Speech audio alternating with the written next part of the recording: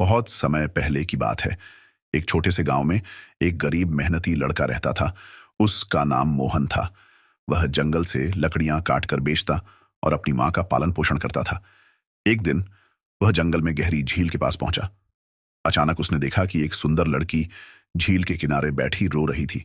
मोहन ने पास जाकर पूछा, बहन, तुम यहां अकेली क्यों हो और रो क्यों रही हो? लड़की ने आंसू पोंछते हुए कहा, मैं एक नाग कन्या हूं। एक दुष्ट तांत्रिक ने मेरे परिवार को कैद कर लिया है और मुझे भी पकड़ना चाहता है। मोहन को लड़की पर दया आ गई। उसने हिम्मत जुटाई और पूछा, मैं तुम्हारी मदद कैसे कर सकता हूं? नाग कन्या ने बताया कि तांत्रिक का जादू एक विशेष मणि में छिपा है। यदि वह मणि नष्ट कर दी जाए तो उसके माता पिता और अन्य नाग बंधन से मुक्त हो सकते हैं।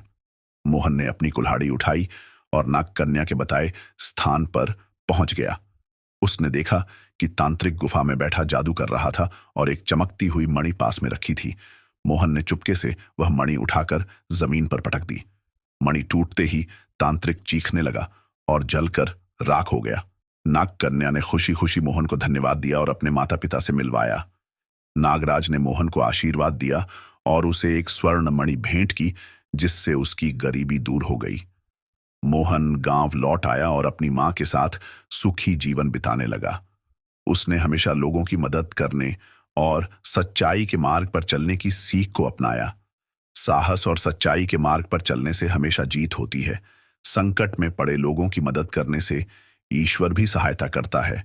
लोभ और बुराई का अंत निश्चित होता है।